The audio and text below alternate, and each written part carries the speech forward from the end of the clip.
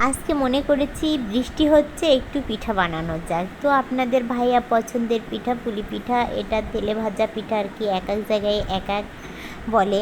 তো আমি এই যে রুটিটা বেলে দিচ্ছি, আর এই যে আপনাদের ভাইয়া রুটিটা এর মধ্যে নারিকেলের পুর দিয়ে পিঠাটা তৈরি করে পিঠাটার মুখটা এভাবে আটিয়ে দিচ্ছে। সে কিন্তু অনেক সুন্দর এই পিঠাটা তৈরি করতে পারে। আসলে সে সব কিছুই পারে। সে পিঠা তৈরি করতে পারে, তারপরে বিভিন্ন রান্না সুন্দর সুন্দর এটাও পারে। আসলে তার গুণের শেষ নাই।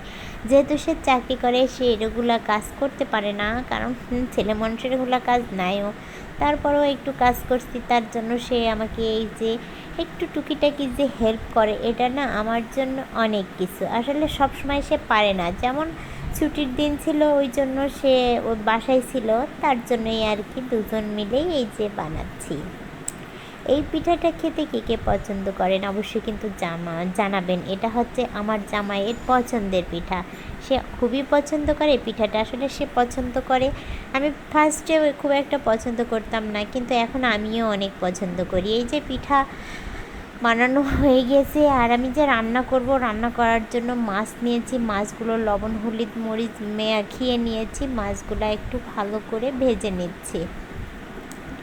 মাছটা রান্না করব, আর হচ্ছে এই মাছটা আলু বেগুন দিয়েই একটু পাতলা ঝোল করব।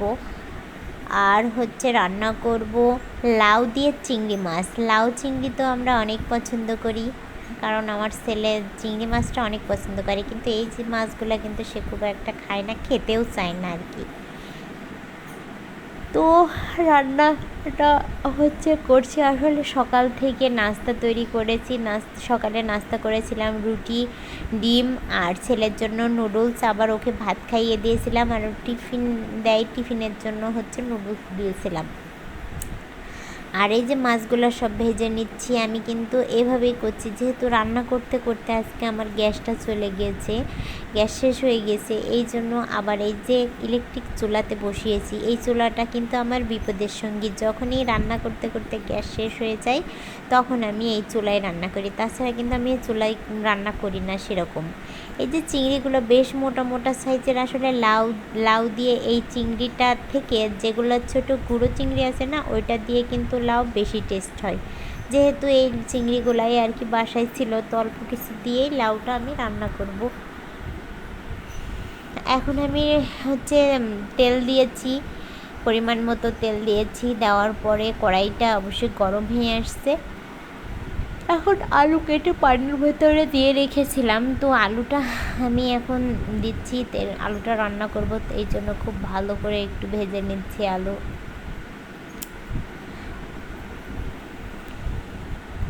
কে কীভাবে আলু রান্না করেন আমাকে কিন্তু অবশ্যই জানাতে পারেন কমেন্ট করে।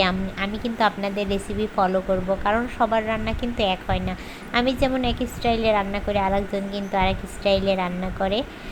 সো এই জন্য বলছি যে যেমনই রান্না করেন সে একটু আমাকে যদি পারেন আর কি কমেন্ট করতে, যে এভাবে না এভাবে করেন।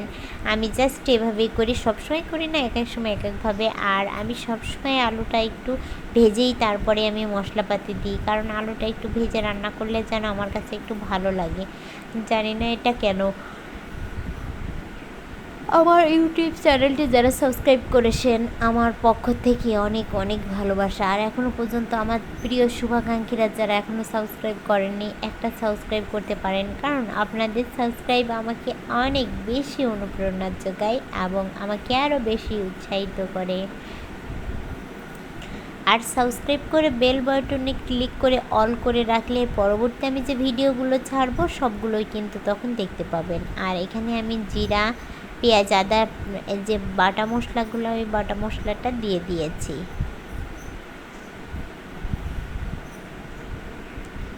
অল্প একটু পানি দিচ্ছি, জাস্ট পানিটা দিচ্ছি যেন ওই যে মশলাগুলো দেওয়া হয়েছে না পোড়া যায়, এই জন্য নিচ থেকে পোড়া যেন না লেগে যায়, ওই জন্য একটু কষানোর জন্যই কিন্তু দিয়েছি।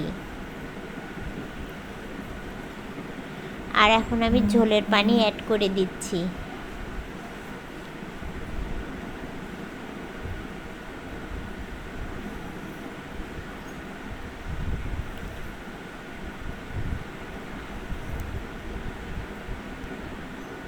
যে মাছগুলো ভেজে রেখেছিলাম ওই মাছগুলো ভেজে দিয়ে দিলাম। জাস্ট এখন একটু জিরা গুঁড়া দিয়ে কিন্তু নামিয়ে ফেলবো। একটু পাতলা ঝোলই করব, খুব একটা একেবারে মানে বোনা বোনা করব না, একটু ঝোল ঝোল করেই কিন্তু নামাবো।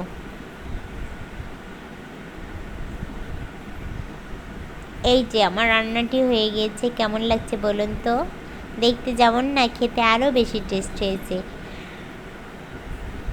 লাউ রান্না করছি, লাউটা আমরা সবাই অনেক পছন্দ করি। এই লাউ আসলে গরমের দিনে কিন্তু লাউ অনেক উপকার আর কি, যেহেতু বৃষ্টি হয়েছিল তারপরও যে ভাবসা একটা গরম, এটা কিন্তু যাচ্ছেই না একেবারে। তারপরও কিন্তু গরমটা একটু আছেই, ওই জন্য কিন্তু লাউ শরীরটাকে ঠান্ডা করে, শরীরটাকে অনেক উপকারী একটা সবজি আর কি লাউ। কিছু বাটা মশলা আমি একবারেই বাটছিলাম, তো ওগুলা একটু বাটা মশলা একটু একটু করে দিয়ে দিচ্ছি।